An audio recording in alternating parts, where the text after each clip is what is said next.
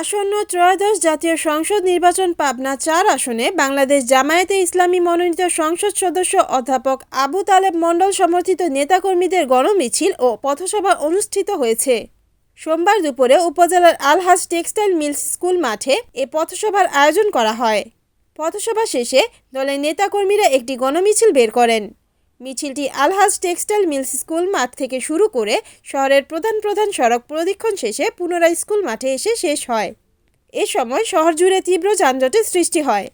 এর আগে পথসভায় বক্তব্য প্রদান করেন পাবনা ৪ আসনের জামায়াত পদপ্রার্থী অধ্যাপক আবু তালেব মণ্ডল, জামায়াতে ইসলামী নির্বাচন পরিচালনা কমিটির সদস্য সচিব গোলাম রব্বানী খান জুবায়ের, ঈশ্বরদী উপজেলা জামায়াতের আমির ডক্টর নুরুজ্জামান প্রামাণিক, জামায়াতের সেক্রেটারি সাইদুল ইসলাম, আটঘরিয়া উপজেলার সাবেক আমির মাওলানা আমিরুল ইসলাম, পৌর আমির গোলাম আজম খান, ঈশ্বরদী উপজেলা জামায়াতের আইন বিষয়ক সম্পাদক হাফিজুর রহমান খান সহ অনেকেই।